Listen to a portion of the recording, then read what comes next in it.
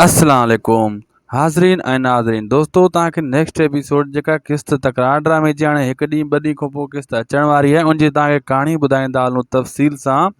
त आख़िर उन नेक्स्ट एपिसोड में उहे कहिड़ा सीन अचण वारा आहिनि जेका तव्हां ॾिसी तव्हां बि परेशान थी वेंदो।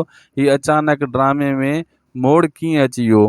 पहिरीं ॻाल्हि दोस्तों हाणे नेक्स्ट एपिसोड में जेको पोएं क़िस्त में तव्हां ॾिठो आशू वारनि जी जेका मतिलबु शादी जूं ॻाल्हियूं स्टार्ट थियनि पियूं इहे फ़िलहाल काफ़ी अरसे ताईं पोइना थी वेंदियूं। इहे हिक ॿिए जा कटा दुश्मन थी वेंदा मीर ऐं आशू। ऐं तव्हांखे इहो ई ॿुधाए छॾियां त अॻिते हली मीर खे वरी ज़रूरत पवंदी मूसा जी ऐं मूसा खे यादि कंदो ऐं मूसा जीअं जेल मां निकिरंदो अहिड़े हिसाब सां उन्हनि जो ज़रिए वरी आशू उन्हनि जो वरी ठाह विञाए छॾींदो ऐं पोइ मूसा खे बि वरी ज़रूरत पवंदी मीर जी। पोइ अहिड़े हिसाब सां अॻिते हली इन्हनि जो वरी पाण मीर ऐं मूसा जो ठाह बि थी वेंदो। ऐं तव्हांखे इहो ॿुधाईंदा हलूं दोस्तों नेक्स्ट एपिसोड जेको क़िस्तूं अचण वारियूं आहिनि माना 8-10 क़िस्तनि जी तव्हांखे हिकिड़ी तफ़सील था ॿुधायूं। त उन्हनि में ये रहीम ऐं जेको दरिया ख़ान कोशिशि करे रहिया आहिनि त सिजावल ख़ान मूसा ऐं भावल जो ठाह कराइजे।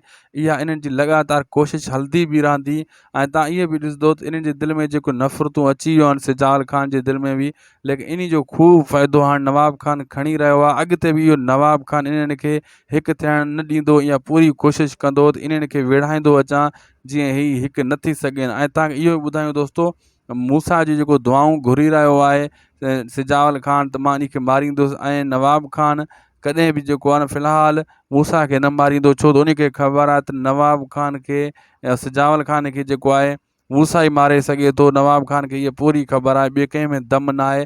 सिर्फ़ु हू नवाब ख़ान जेको आहे मूसा खे इस्तेमालु करण जी पूरी कोशिशि कंदो मतिलबु उन जे रस्ते जा कंडा हटाईंदो वेंदो ऐं उन जे मतिलबु जेको बि नुक़सानु कंदो नवाब ख़ान उहो वरी मूसा जे मथां लॻंदो वेंदो या वरी सिजावल ख़ान जे मथां लॻंदो वेंदो जीअं हिक ॿिए सां इहे विढ़ंदा रहनि अॻिते हली ऐं इन्हनि जो ठाह न थिए। ऐं तव्हांखे इहो ॿुधायां त हीअ ड्रामे जूं क़िस्तां त अलाए केतिरियूं अचणियूं आहिनि इन जे करे हीअ गोड़ हलंदो रहंदो ऐं हे एंड न थींदो गोड़ छो जो करे ड्रामे खे अॻिते इन्हनि हलाइणो आहे ऐं कुझु अदाकार ॿिया बि ज़ाहिर थींदा। असांजी वीडियो पुॼाणी ते सब्सक्राइब कजो। ख़ुदा हाफ़िज़।